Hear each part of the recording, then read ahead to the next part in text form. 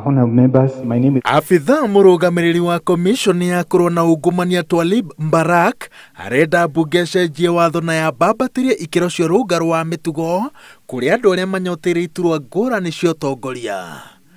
Agĩkinya mbere ya kamĩtĩ ya mbunge ĩgiĩ watho, Twalib augĩte atĩ kuongererwo gwa kĩgĩna nĩ mamwe ma mogarũrũku marĩa magĩrĩire gũtabanĩrio komishoni yake nĩguo komishoni yake ĩhote gũkorwo na icoka njiganu cia gũthũrima andũ arĩa othe marenda kũhũranĩra iturwa ngũrani na makĩria gĩthurano-inĩ twerekeire. What would happen therefore if you don't get money? Would that mean that those seeking clearances will not get, or what's the worst that can happen? But we'll end up diluting the type of report that will give it to the IBC and even the public, because we will not,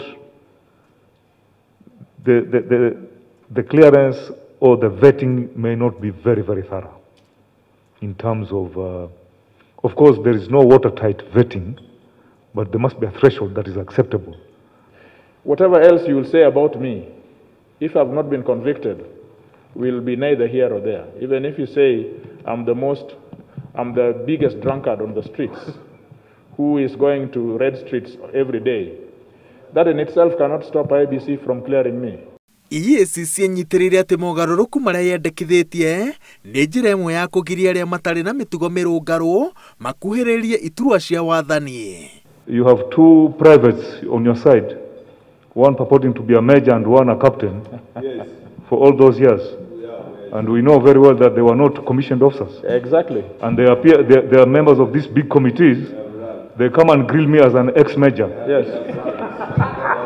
O meharĩrĩria-inĩ ma gĩthurano gĩkĩ, IEBC nĩ ikinyĩte mbere ya kamĩtĩ ĩno ĩkĩenda yongererwo ciringi birioni 4.5 mathabu-inĩ mayo ma gũthũrima register ya aikia kura na ciringi ingĩ birioni 3 cia motungata ma mawakiri rĩrĩ kwĩna ũhotekeku wa moimĩrĩra ma gĩthurano gũtetio igoti-inĩ. But we are saying that verification, if we are to do it according to the law, we'll need to have more budget than what we've been allocated. But if there is shortage, we will do it according to how we did the registration. Because in registration we did 3 kits per ward. We were supposed to go to polling station, but we did 3 kits per ward, and that is how we are going to do it. Ona kũrĩ ũguo, kamĩtĩ ya watho nĩ ĩrangithĩtie kũgũrũ kwayo thĩ na ĩrenda IEBC ĩhũthĩre mawakiri marĩa ĩkoragwo yandĩkĩte wĩra handũ ha gwetha motungata mangĩ kuma na nja. Ngĩribotera Inooro TV. Njĩtagwo Wawerũ wa Nyambura.